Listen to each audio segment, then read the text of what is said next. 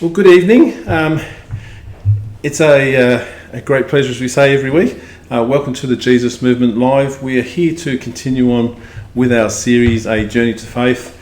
Tonight we've reached our 70th lesson, so we're growing in maturity as we roll through the contents of the Bible. Tonight's lesson is called Rebuilding the Temple of Jerusalem under Persian rule. So this is during the time of Zerubbabel, who is the grandson of the last king in the genealogy of Jesus, known as King Jehoiachin. And so I'll put up the charts as I do each week to start off. So the genealogy of Jesus is the basis for all of the history in the Bible. You may realise that from the time of Abraham, he is the forefather, and the whole journey through the Bible goes from Abraham all the way through to Jesus. So in the third phase of the genealogy, we look at the content after the exile to Babylon, and it's in Matthew chapter 1 verses 12 to 17. And as we mentioned, Jeconiah or King Jehoiachin was the father of Shealtiel, and Shealtiel was born as a free person in the kingdom of Judah. When they were taken into captivity, he was never to return, but his son Zerubbabel, who was born in captivity, was to return to lead the people back to rebuild the Temple of Jerusalem. We have mentioned in previous weeks that the word Zerubbabel, Babel stands for Babylon, and Zerub means offspring of. So Zerubbabel was the only descendant in the genealogy of Jesus who was born during Babylonian exile, and hence the meaning of his name. Now tonight, we put up this chart. So here we are with Zerubbabel from all of the descendants along this line. We've already finished with the Babylonian Empire in 539 BC, and we've been following along the time of Cyrus the Great up until now. Now we're going to introduce his son tonight, which is Cambyses II, and we're going to have a look at this fellow called Smerdis or Bardia. It's the same person in two different language names. He is in fact meant to be another son, but it turns out that this son was murdered and this was an imposter. And so we're going to explain who that is tonight. And then after him comes Darius the Great. And Darius the Great, Cyrus the Great is actually his great uncle, so he's a great nephew, if that makes sense. And so he actually brings the family lineage back on track again. So these four names of the Persian rulers in alignment with Zerubbabel in the orange, we will be talking and explaining all four of those here tonight. Okay, so I'll just put that screen up behind me as we get underway.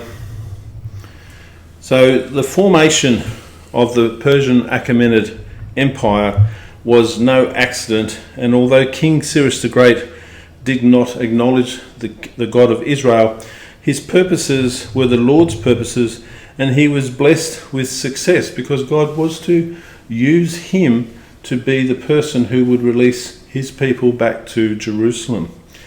Now, they had several capitals, and the first one was the former Median capital of Ecbatana, which I've put up here, and this is where they originally ruled from.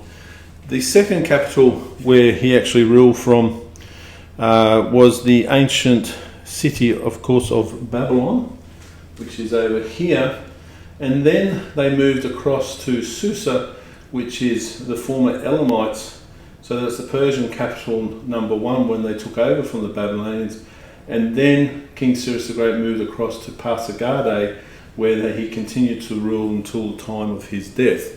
And so the capitals actually shifted location as the empire grew.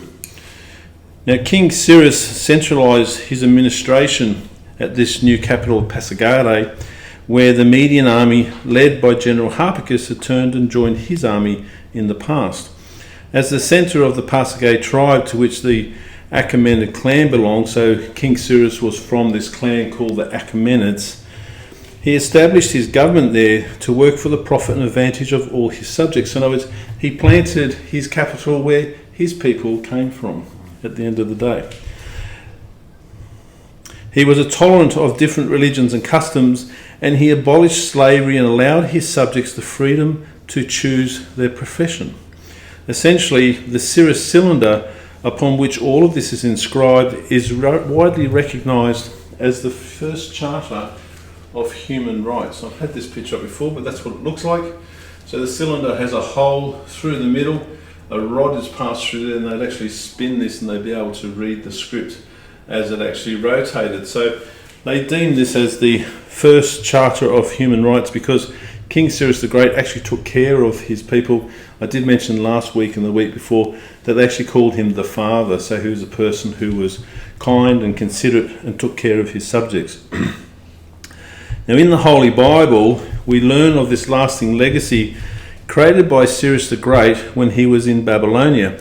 And it's known as the Edict of Restoration, and it's found in a couple of places. One's the second book of Chronicles in chapter 36, verse 22 to 23, and the other's in the book of Ezra, chapter 1, verses 1 to 4, and Ezra 6, verses 1 to 5. So we have read this before, but I'm going to read the one from Ezra chapter 1, verses 1 to 4, and it just gives us what we learnt from the Bible as the main purpose. So chapter 1, verses 1 to 4 says, "In the first year of Cyrus, king of Persia, in order to fulfill the word of the Lord spoken by Jeremiah, the Lord moved the heart of Cyrus, king of Persia, to make a proclamation throughout his realm and to put it in writing." And so it's made clear here that the prophet Jeremiah prophesied this word, and it says that the Lord moved the heart of Cyrus, king of Persia, to make a proclamation. In verse 2 it says, "This is what Cyrus, king of Persia, says. The Lord, the God of heaven, has given me all the kingdoms of the earth, and he has appointed me to build a temple for him at Jerusalem in Judah.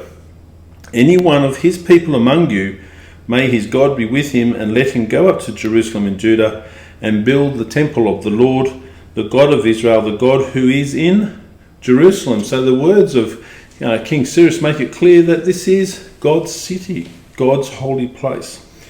And in verse 4, "And the people of any place where survivors may now be living are to provide him with silver and gold, with goods and livestock, and with freewill offerings for the temple of God in Jerusalem." And so this is known as the Edict of Restoration, because the people are being restored back to their city. They've been given the materials and the money that they need to do this. And so we find that God changed the heart of King Cyrus the Great to bring his people back. So the Persian Achaemenid Empire itself is actually governed by 26 what's known as satraps. So it's SATRAPS, and satraps are the name for a governor. And they would rule each region in the name of the emperor as vassal kings over a geographical region known as a satrapy. So a satrap as the ruler, a satrapy defined the territory. Each governor or king was supported by a general who recruited people for military service and kept order, and a state secretary who was responsible to keep official records. And as a safeguard, the general and the secretary were not only obliged to report to their satrap, but also to the central government in Pasargadae.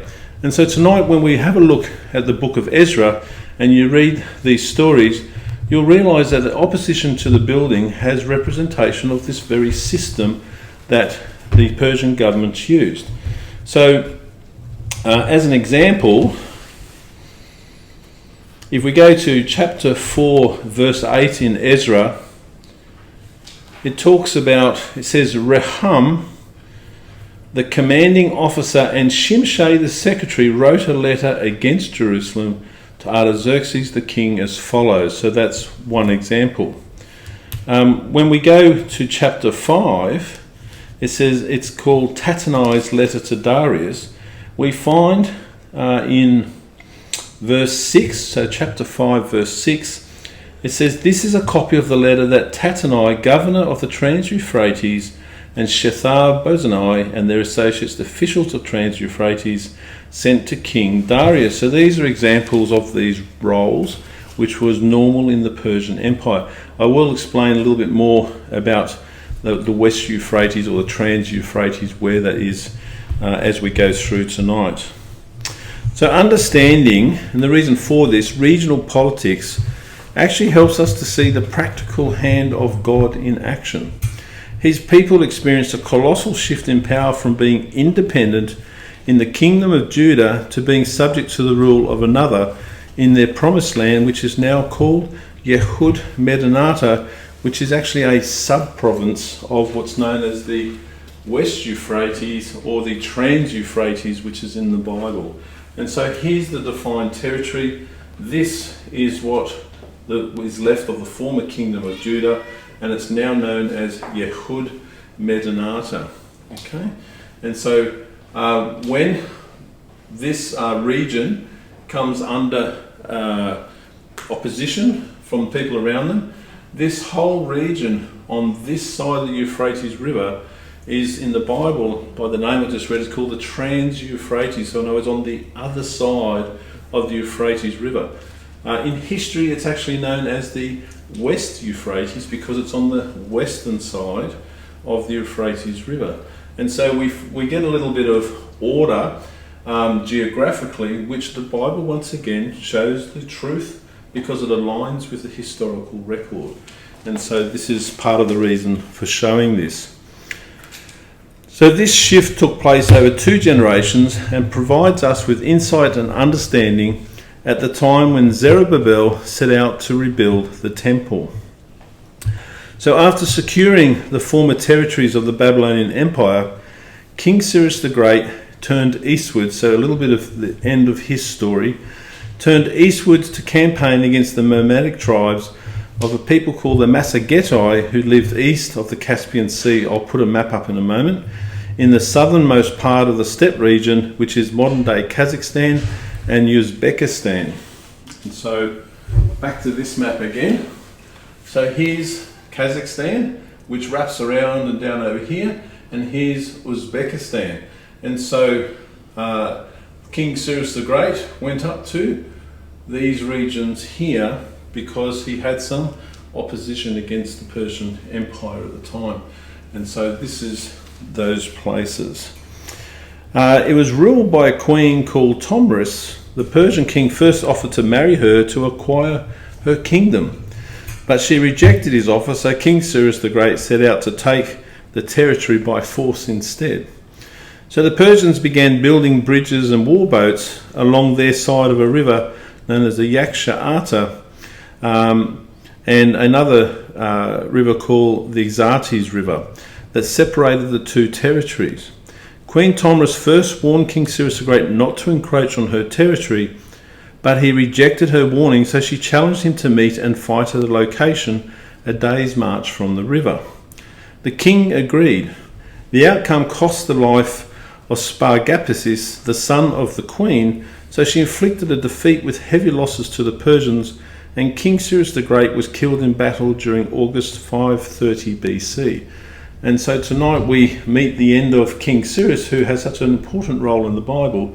We meet his end. And so King Cyrus the Great, who conquered so much over here and all over here and down here, met his end when he came up to this region to take the territories from this queen. So the date for the death of King Cyrus the Great is determined from the last reference to his reign, which is inscribed on a clay cuneiform tablet dated the 12th of August 530 BC, followed by the first reference for the reign of his son, Cambyses II, who I showed you on the chart, which is dated on the 31st of August 530 BC. So somewhere between the 12th and the 31st of August, there is records that says his son started to rule and that he no longer ruled. And so we can place that point in history as the time when he was killed. So in today's Iran, the tomb of King Cyrus the Great rests in a barren plain of this place that we call Pasargadae, where he ruled from. But when he was interred, the tomb sat in a beautiful garden protected against theft and damage. He was buried in a golden coffin on a table made with golden supports. His place of rest was covered by a tapestry and screened by curtains with a red carpet on the floor. So in other words, he was buried with great honour. Well, today this place still exists. This is what it looks like today. So this is his tomb, but where it is now, like a lot of things in history, it's completely barren. Back in the day, apparently, it was a very lush environment, but this many years later, it's now a very barren place, some 2,500 years. But again, here's the relic, if you want to call it that, from history. This is the place that he was actually entombed. So he meets his end in his clan's head city, if you will. So we move on, obviously, now, because King Cyrus the Great has passed away, and as we often find, the person who conquered a kingdom first was very powerful, and then after he passes, we end up with a lot of contests to be the next person to rule. Now, it's natural, obviously, that the eldest son of the former ruler would be the one that takes over. And so his eldest son was called Cambyses II in history, and he was with him when he issued the proclamation to release the Jews to rebuild their temple in Jerusalem. He was actually made king of Babylon, the region of Babylon, in 538 BC for a short period of time, and participated in returning the Babylonian idols to their temples in the respective cities that King Nabonidus had removed them from. So when we were talking about Nebuchadnezzar and then Nabonidus before the Babylonians were overrun, he was actually around at the same time.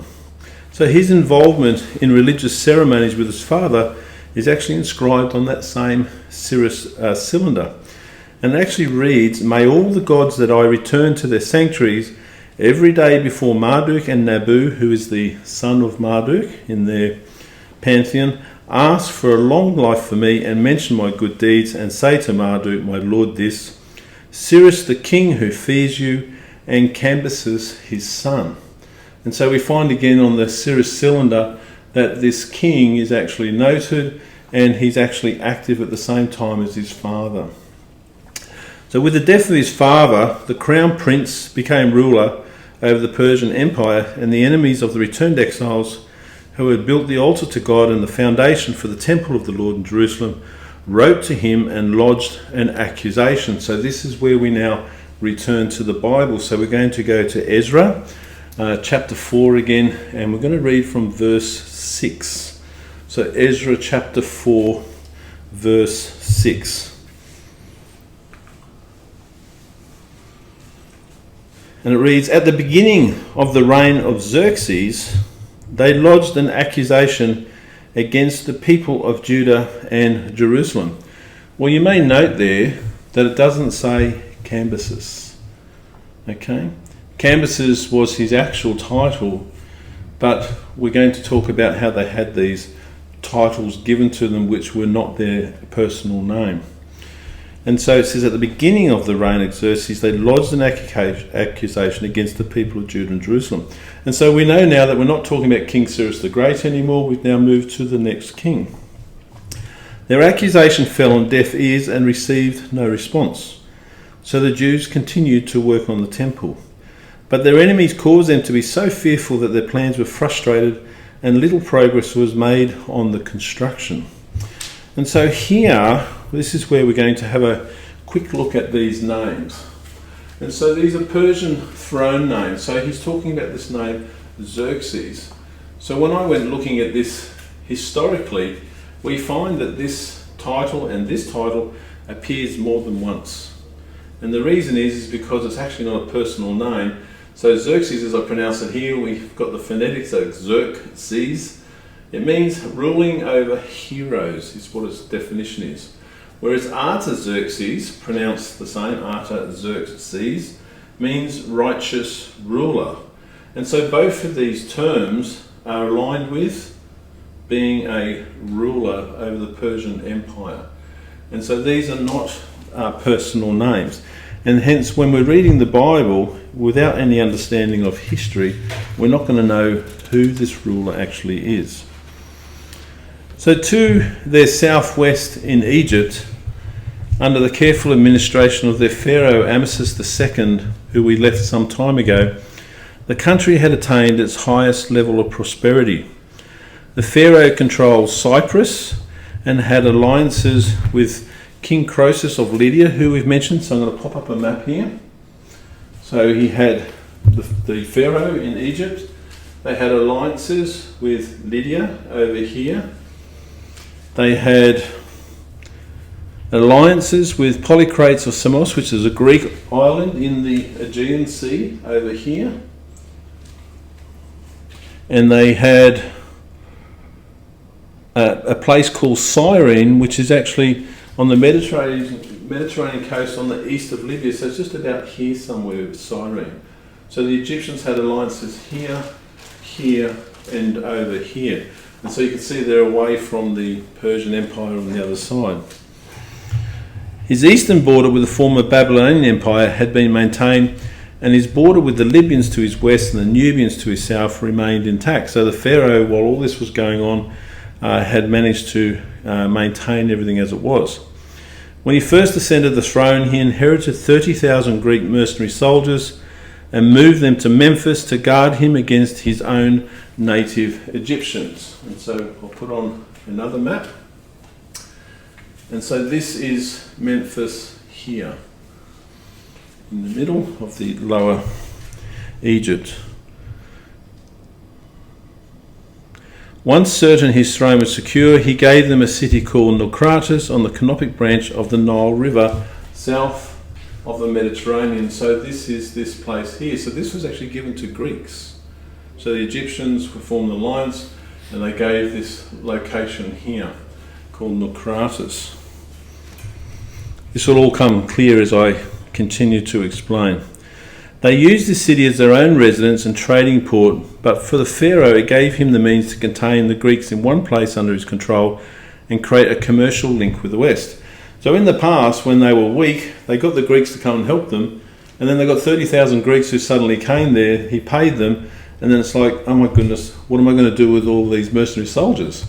And so he decided, we'll give them this city over here, and we can contain them in the one spot. And so that's what happened. But as the Persian Empire grew, Egypt became more vulnerable.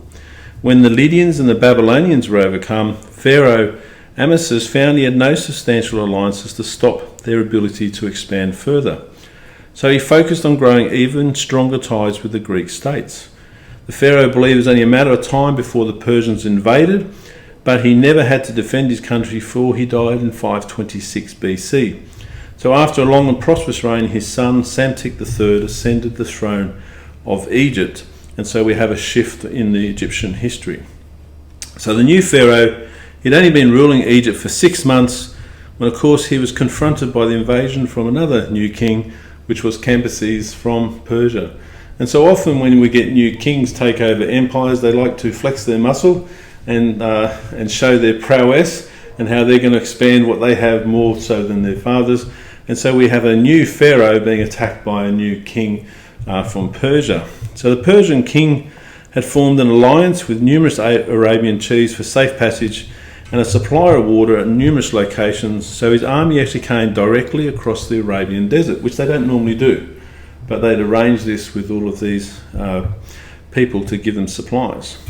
So when they arrived, the Egyptians were obviously surprised because they didn't come along the traditional roads. And they arrived in the spring of 525 BC, and Pharaoh Psamtik III had expected his father's alliances with the Greeks would help him to withstand their attack. But Cyprus, the island from the Aegean Sea, and this fellow called Phanes of Halicarnassus commanded the Greek troops, all chose to join the Persians, so they jumped sides, and in the battle at the city of Pelusium on the eastern side of the Nile Delta, the Egyptians were decisively beaten. So this is Pelusium up here. So the Persians came across the desert instead of down the coast. The Greeks and some of the other allies, they joined with the Persians because they obviously knew that the Egyptians weren't up for it.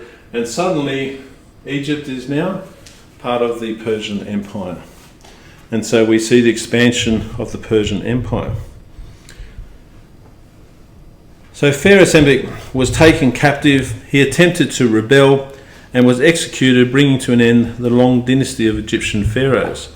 King Cambyses of Persia then became their ruler in August of 525 BC, and he donned the dress of a pharaoh. So he was the first Persian to become a pharaoh over Egypt. And this was something that would happen in the future throughout history, that whoever came into their country would have their European or their other country's attire and name, and they'd also have a pharaonic name and wear the attire when they were actually in Egypt. And so Egypt's history now changes forever. So he officially adopted the pharaonic titles of King of Upper and Lower Egypt and descendant of the gods Ra, Horus and Osiris. So in other words, they took on whatever name that gave them power. So whilst Cambyses was in Egypt, he took the decision to keep expanding and sought to conquer the rest of Africa. So he wasn't going to stop there, he kept going. But misfortune struck his campaigns and his army was decimated by sandstorms and famine. He did manage to conquer the northern part of Kush, which is Nubia, or today's northern Sudan. So this is here. So he came all the way down to here. But while he was there, the Egyptians revolted against the new Persian ruler, and he had to return back to Memphis to quell the rebellion. So the picture that we're getting here is that the new leader of the Persian Empire, he's not home, and his army's not there. And so he's left a bit of a vacuum behind him because he's chasing glory by expanding new frontiers. Now, whilst all this was happening, he had a younger brother called Smerdis, who was that other person that I mentioned on that list, whose circumstances are subject to some variation from the different historians. But the general consensus is that his older brother, the king, had him secretly killed while he was away in Egypt to prevent him from taking over the throne. And he wouldn't be the first new king to do that. In fact, the kings of Judah did some of that very thing themselves. But despite this precaution, rebellions developed in several provinces, including Persia and Media. An imposter called Gaumata, Gaumata, took advantage of his absence to proclaim he was this son and seized control of the rebellious provinces because nobody knew what he looked like. And so he came in and he took over. Now, I'm going to put up a picture. So this is that name again, Smerdis or Bardia. So he was the real son, but this guy called Gaumata pretended that he was him and stepped in while Cambyses was out trying to take over the rest of the world. And so this brings me to this picture. This was taken in the 1960s by a friend who supplied me all these images. And you can see this rock face here, and you can see this inscription that's carved in up here. It doesn't look very big. The quality of the photo is not great because it's a photo taken on a small camera in the 1960s. And so this is called the Behistun inscription, and the Behistun is the location.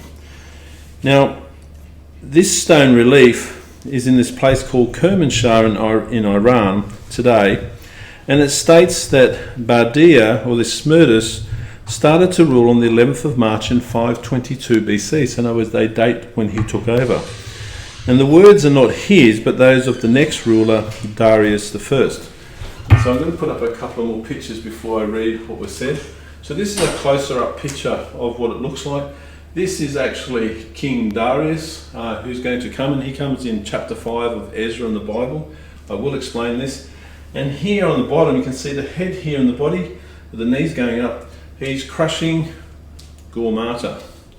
Okay, so this is him here, and we're going to translate the story.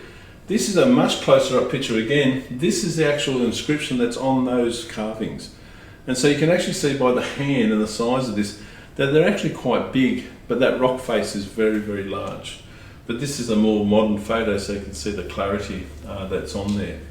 And so I'm going to read what the inscription says, and you'll see again this is another backstory that explains who the people are in the Bible.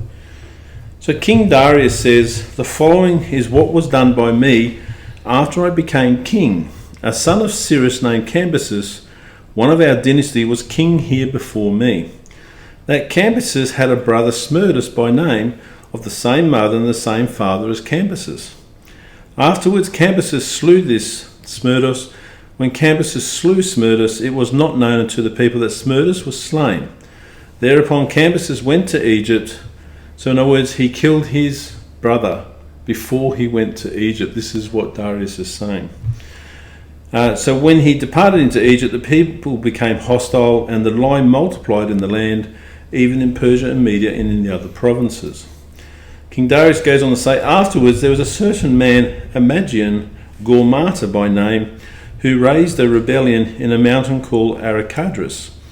On the 14th day of the month, it's a February-March month in their calendar system, did he rebel. He lied to the people, saying, I am Smerdis, the son of Cyrus, the brother of Cambyses.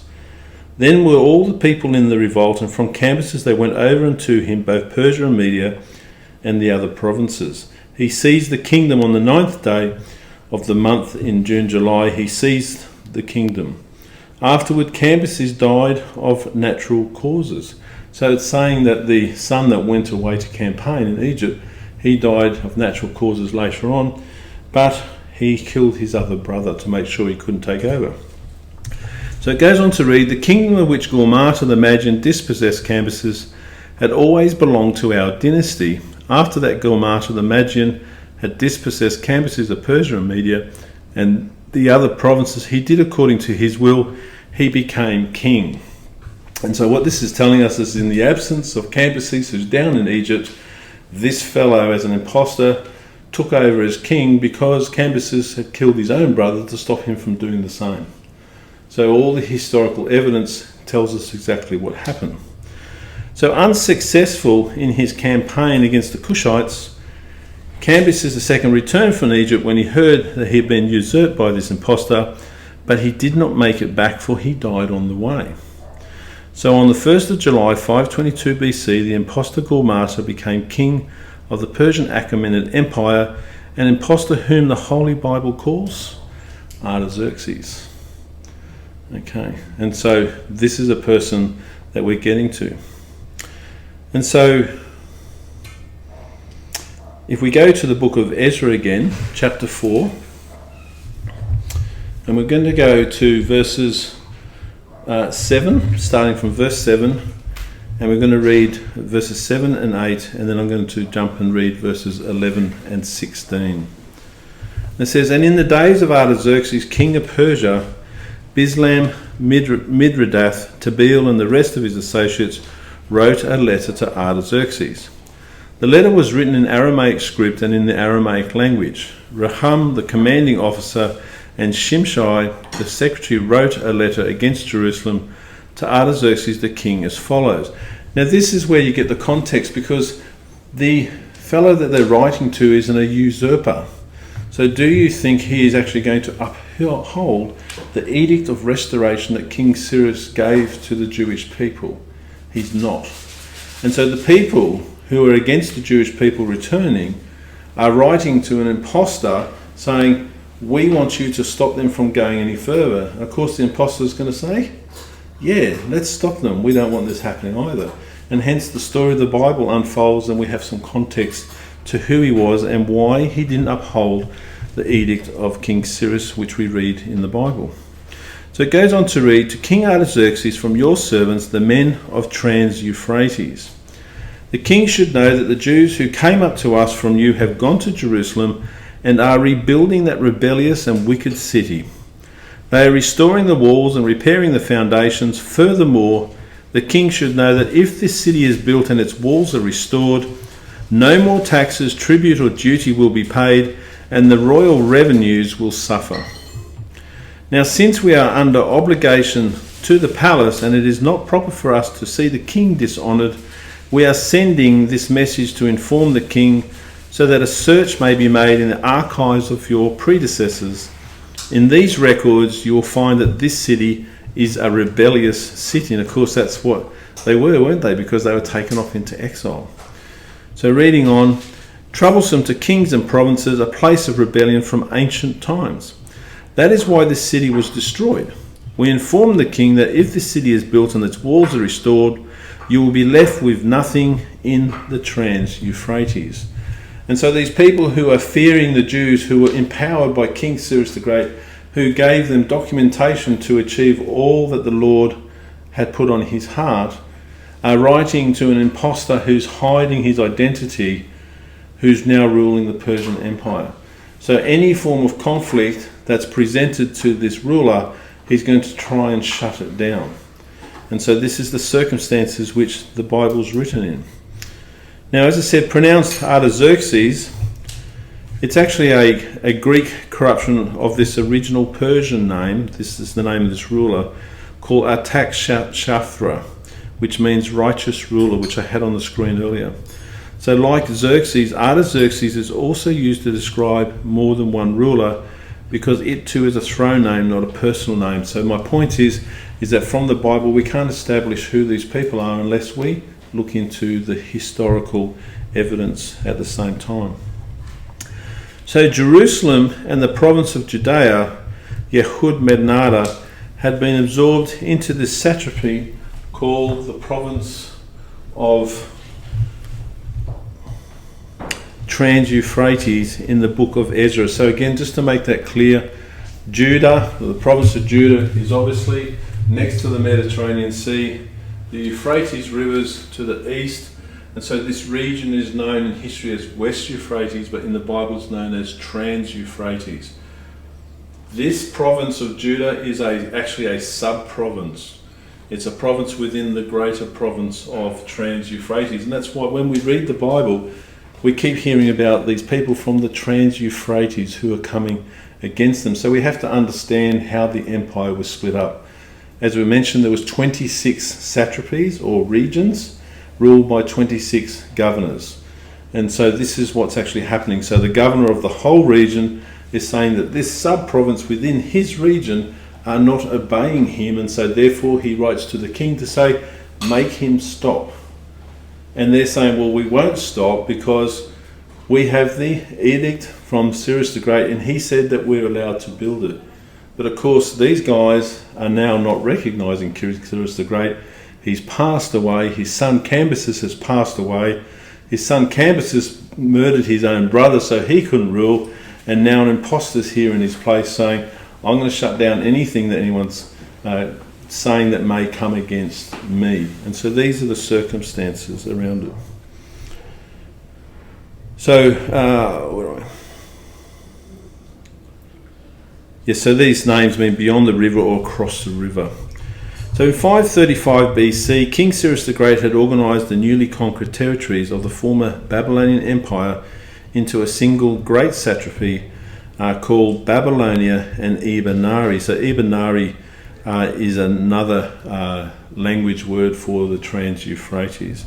Gets complicated, but so this huge great satrapy was administered by a satrap residing in Babylon, but the many territories it comprised were administered by their own governors. So Tattenai, mentioned both in the book of Ezra and he's also mentioned in the Babylonian records, he's the governor that resides over all of them, and so he's mentioned by name in the Bible.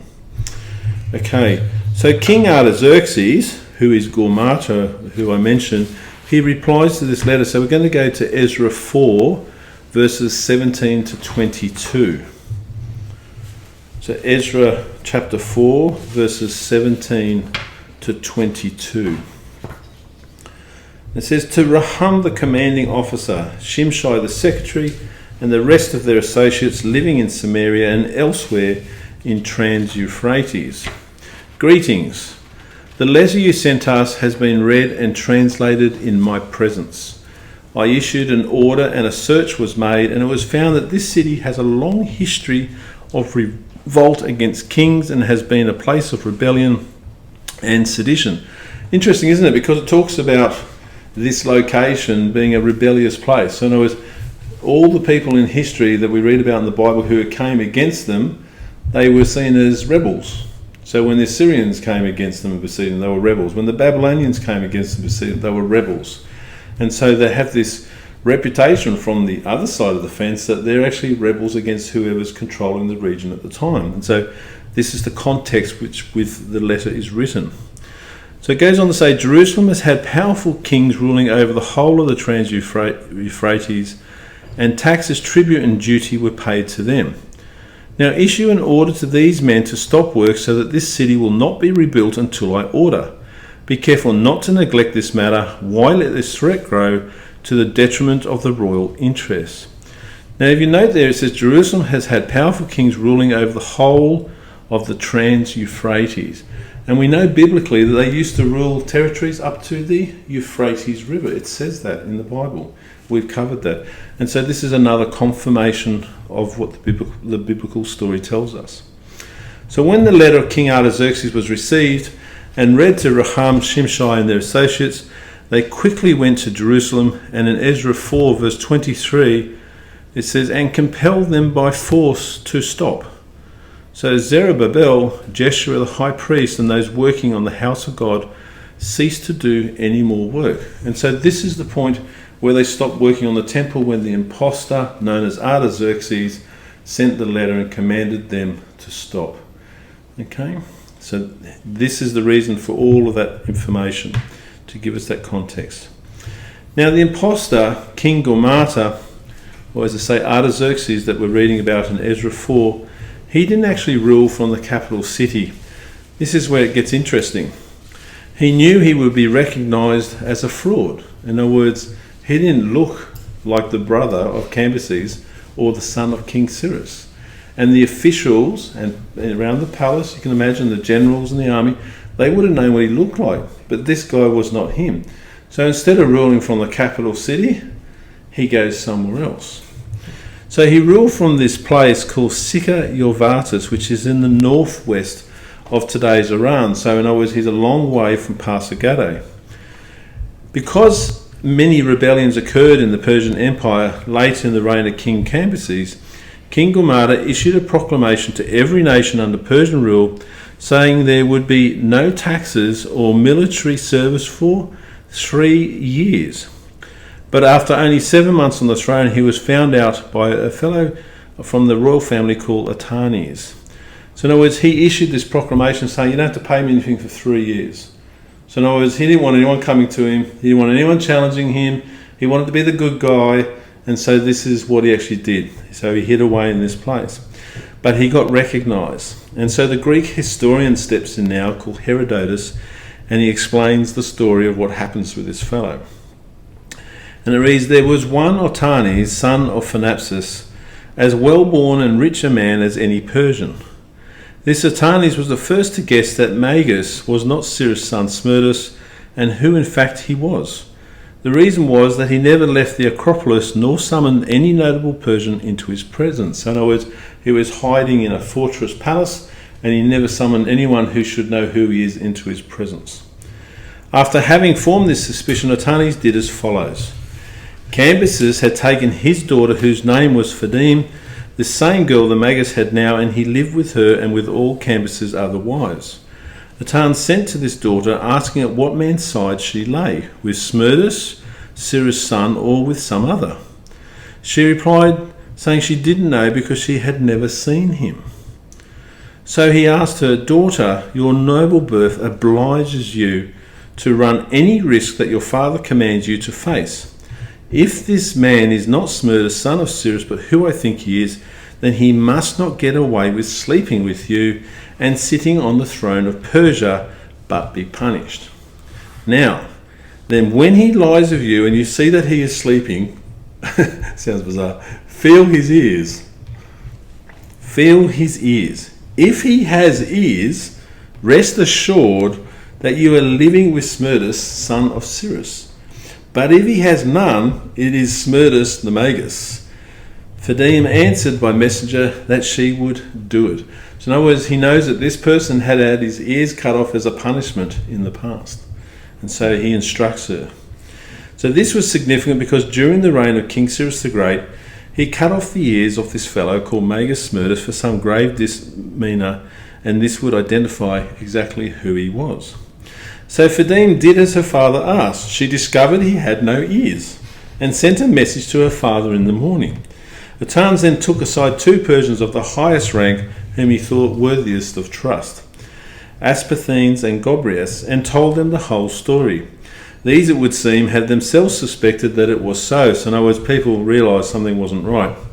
And now they readily believed what Artaxerxes revealed to them. They resolved that each should take into his confidence that Persian whom he most trusted.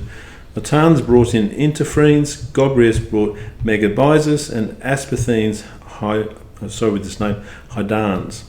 When they were 6, Darius, whose father Histaps was a subordinate governor of the Persians, arrived at Susa. When he came then, the 6 Persians resolved to include Darius too.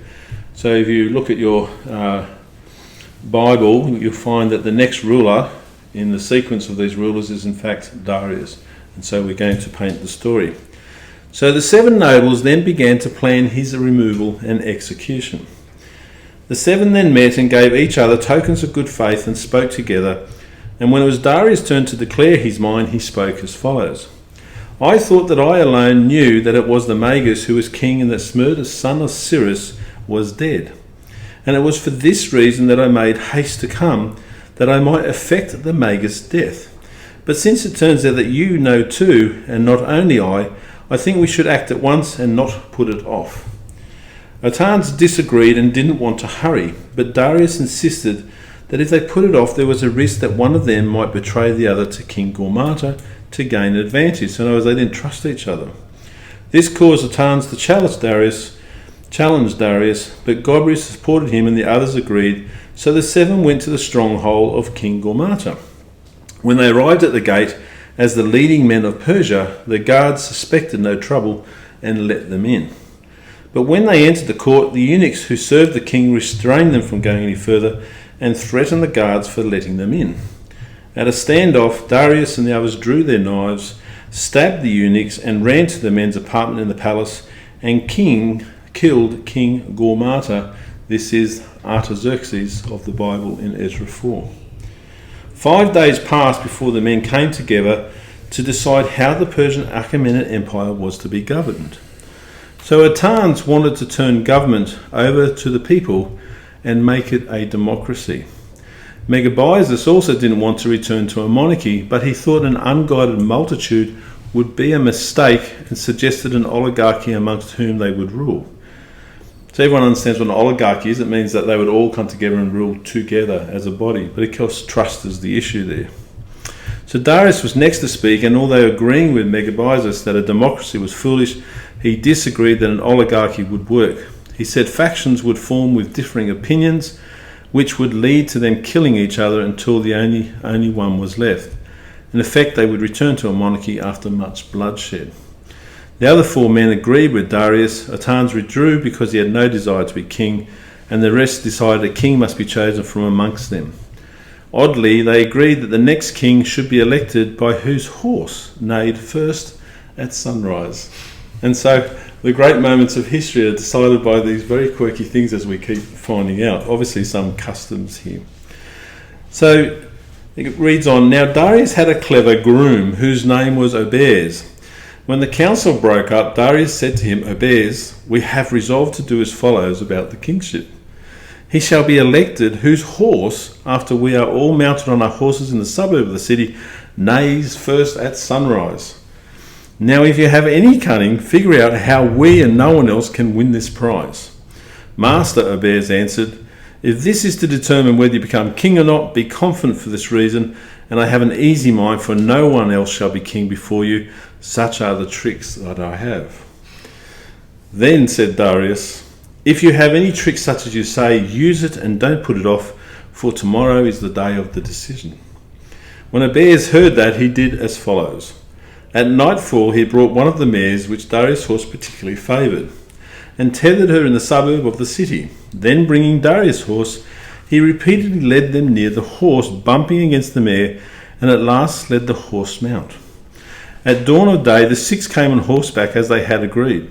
As they rode out through the suburb and came to the place where the mare had been tethered in the past night, Darius' horse trotted forward and whinnied, and as he did so, there was lightning and thunder out of a clear sky. These signs given to Darius were thought to be foreordained and made his election perfect. His companions leapt from their horses and bowed to him. And that's how Darius became king, who's in chapter 5 of the book of Ezra. Extraordinary. And so here's a picture of this fellow in a carved relief. So this is Darius. Okay. Now Darius is actually the great-nephew of King Cyrus the Great. So he's not removed from the family. In other words, he has a fair claim because King Cyrus the Great is actually his great-uncle. So on the 15th of September in 522 BC, Darius, the son of Hystaspes, whose great uncle was King Cyrus the Great, became king of the Persian Achaemenid Empire. On the carved stone relief in Iran, known as the petitioned inscription, King Darius I proclaimed, "There was no man, either Persian or Mede, of our own dynasty, who took the kingdom from Gaumata, the Magian. The people feared him exceedingly, for he slew many who had known the real Smerdis. For this reason did he slay them, that they may not know that I am not Smerdis, the son of Cyrus." So he's saying this fellow was murdering those who would know who he is. "There was none who dared to act against Gaumata the Magian until I came." Now this is where some of their religion comes in. I'm going to explain a little bit about it. He says, "Then I prayed to Ahura Mazda, and Ahura Mazda brought me help. On the 10th day of the month, with a few men slew that Gaumata the Magian and the chief men who were his followers, at the stronghold called Euphrates, in the district called Nisaya in Media. I slew him, I dispossessed him of the kingdom. By the grace of Ahura Mazda, I became king. Ahura Mazda granted me the kingdom. The kingdom that had been wrested from our line, I brought back and re-established it on its foundation. The temples with Gaumata the Magian had destroyed. I restored to the people in the pasture lands and the herds and the dwelling places and the houses which Gaumata the Magian had taken away." So in other words, he's giving back what King Cyrus had set up, which bears well for the Jewish people. "I settled the people in their place, the people of Persia and Media and the other provinces. I restored that which had been taken away as it was in the days of old. This did I by the grace of Ahura Mazda. I laboured until I had established our dynasty in its place. As in the days of old, I laboured by the grace of Ahura Mazda." Sort of repeats. "So that Gaumata the Magian did not dispossess our house." So as the new king of the Persian Achaemenid Empire, I'll explain this in a moment, they practiced this religion. I don't know if you ever heard of it. It's called Zoroastrianism. So here's the name here. So this is the actual religion that the Persians worship. And Zoroastrianism is actually, as this middle part of the word says, is actually a religion that practice the worship of the stars and the planets. Okay? And so I'll just explain a little portion of it.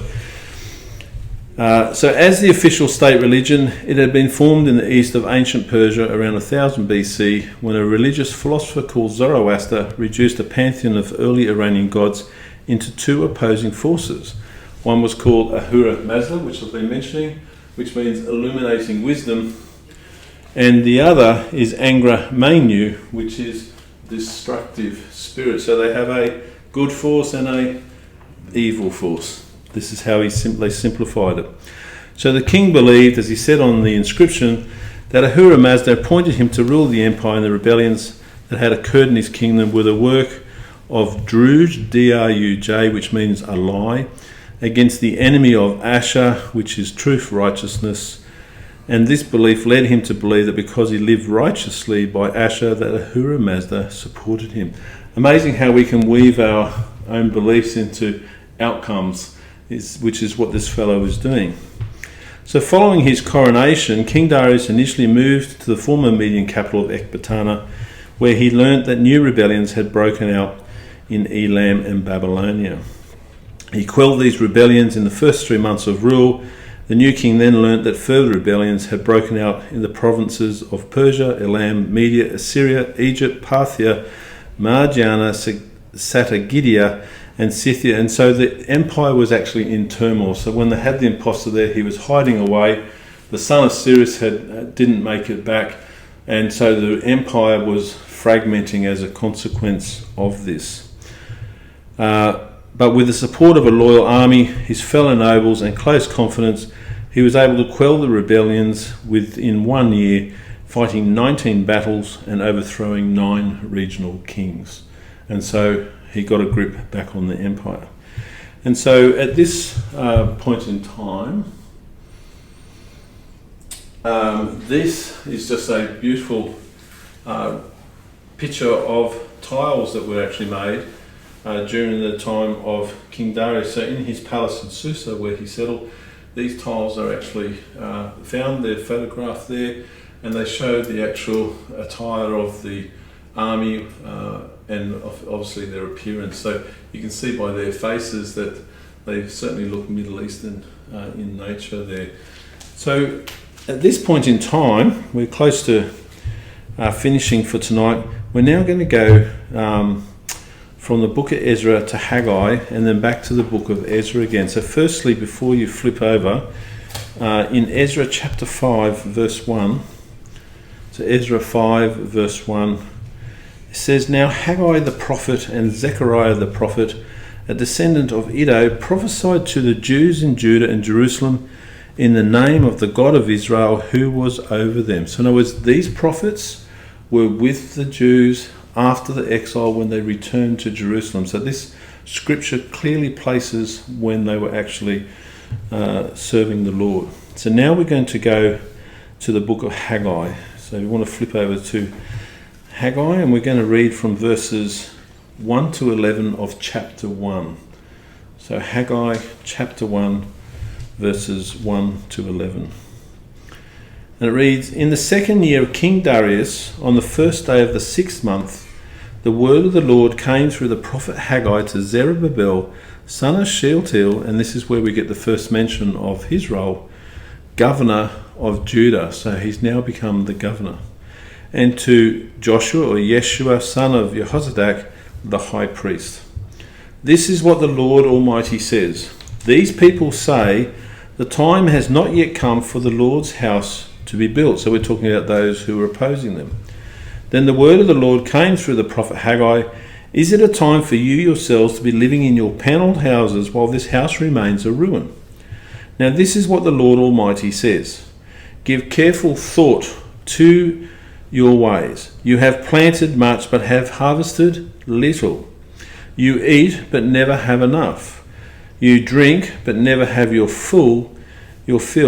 You put on clothes but are not warm. You earn wages only to put them in a purse with holes in it. This is what the Lord Almighty says. Give careful thought to your ways. Go up into the mountains and bring down timber and build the house so that I may take pleasure in it and be honoured." So where's those mountains, do you think, that he's talking about? Yeah. Sorry? Lebanon. Sorry. Yeah, very good. I knew what you meant. So these are the same cedar logs because they've got to build the temple of Jerusalem, which were first given by King Hiram of Tyre to King David for Solomon's original building. And so this prophet is now saying to go and get on with it and do the same. So reading on, "You expected much, but see, it turned out to be little. What you brought home I blew away. Why? Declares the Lord Almighty, because of my house which remains a ruin, while each of you is busy with his own house. Therefore, because of you, the heavens have withheld their dew and the earth its crops. I call for a drought on the fields and the mountains, on the grain, the new wine, the oil, and whatever the ground produces, on men and cattle, and on the labour of your hands." And so we find out here, because they failed to trust in the Lord and they stopped building, that the Lord was actually punishing them as a consequence because of their disobedience. They failed to trust in God after they were brought back to their land. So Zerubbabel, now the governor, Yeshua the High Priest, and the remnant population of exile feared the Lord and knew that the prophet Haggai spoke the word of the Lord. The prophet Haggai gave a final message from the Lord to the people. He simply said in verse 13, "I am with you." So in other words, don't doubt me. The Lord stirred up their spirit, and once again they began work on the house of the Lord on the 24th day of the 6th month in 520 BC, the second year of King Darius I. So 16 years have now passed since they left Babylon. So all of this history that I've been giving you, these events, these changes of rulers from the time of King Cyrus when he first took over Babylon to now, 16 years have passed. So when the work on the temple started again, the governor Tattenai, his secretary Shethar-Bozenai, and the officials of Trans-Euphrates went to Jerusalem. Zerubbabel, the governor, Jeshua the High Priest, and the leaders of the sub-province Yehud Medinata have been chastened and were now buoyed in their spirit by the word of the Lord given by the prophet Haggai. They knew God was with them, so they began to work until Tattenai the governor and his officials arrived and asked them. So we're going to go now to the book of Ezra chapter 5 and start on verse 3. So Ezra 5 verse 3. And they say, and this of course is because they'd been dealing with this imposter king who's now no longer, who authorized you to rebuild this temple and restore this structure? They also asked for the names of the men building, so Zerubbabel, Jeshua, and the leaders answered between verses 11 and 13 of chapter 5. We are the servants of the God of heaven and earth, and we are rebuilding the temple that was built many years ago, one that a great king of Israel built and finished. But because our fathers angered the God of heaven, he handed them over to Nebuchadnezzar the Chaldean, king of Babylon, who destroyed this temple and deported the people to Babylon. However, in the first year of Cyrus, king of Babylon, King Cyrus issued a decree to rebuild this house of God. So God watched over this meeting, and no physical action came about, but Tattenai, the secretary Shethar-bozenai, and the other officials wrote a letter now to King Darius I, because the impostor is gone. And they appealed for proof from a search of the royal archive stored in the treasury of Babylon. None was found, but in the province of Media a scroll was found in the palace of Ecbatana, where he resided. And this reads from Ezra chapter 6, verses 3 to 5. So Ezra 6 verses 3 to 5. It says, in the first year of King Cyrus, the king issued a decree concerning the temple of God in Jerusalem. Let the temple be rebuilt as a place to present sacrifices, and let its foundations be laid. It is to be 90 feet high and 90 feet wide, with 3 courses of large stones and 1 of timbers. The costs are to be paid by the royal treasury. Also, the gold and silver articles of the house of God, which Nebuchadnezzar took from the temple of Jerusalem and brought to Babylon, are to be returned to their places in the temple. They are to be deposited in the house of God. The king then went further. He instructed Tattenai and his officials to stay away. So reading from verse 7 of Ezra 6, it says, do not interfere with the work of the temple of God. Let the governor of the Jews and the Jewish elders rebuild this house of God on its site. The governor, of course, is Zerubbabel. Then he commanded them on threat of death and destruction of their personal property not to change the edict, but to assist the Jews to build and to fund any expenses, and it says from verse 8 of Ezra 6, out of the royal treasury from the revenues of Trans-Euphrates. So we find here that not only was God's eye watching over his people, but his hand was also on the heart of King Darius I of Persia, who, like his great uncle, King Cyrus the Great, was obedient to his will. And so that brings us to close to this stage of Zerubbabel's journey. So again, a lot happening. To bring context to the change of the kings of the Persian Empire, we get to see in history that the record is there that provides the information for who they actually were. And the peculiarity is that when you read your Bible, when you go to Ezra chapter 4 and you go to verse 6, it says, at the beginning of the reign of Xerxes, they lodged an accusation against the people of Judah and Jerusalem.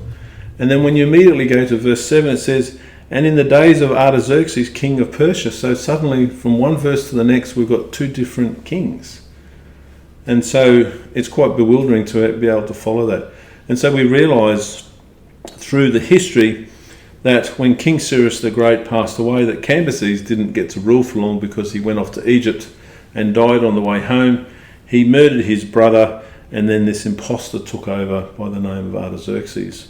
And hence we read these stories and we see the alignment of the imposter with those who would come against the Jewish people, because he didn't want to align with the edict of King Cyrus the Great.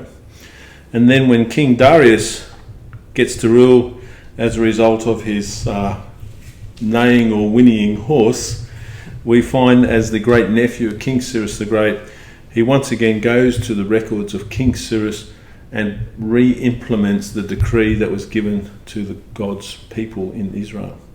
And so they're restored. And so, of course, when we go to chapter 5, we find out the story that happens, that when the people who were around the Jewish people tried to stop them, of course, Darius said, no, you won't stop them.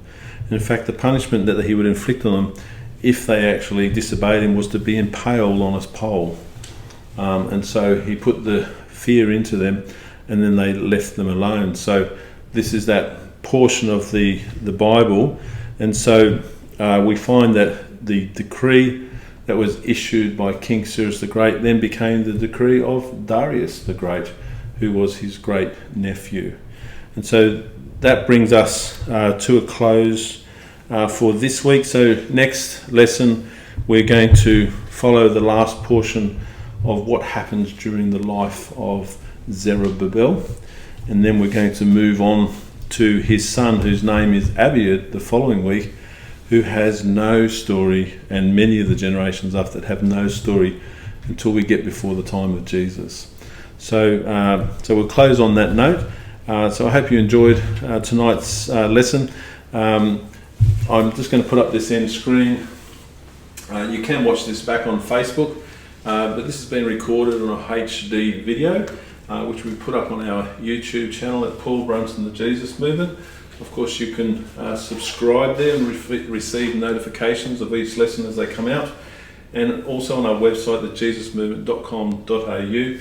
And all of the references which I speak verbally during the lesson, they will actually be put up on the bottom of the screen, so you can follow them and watch the video, pause it, and learn the story. So thanks so much for joining us. God bless, and we look forward to your company next time.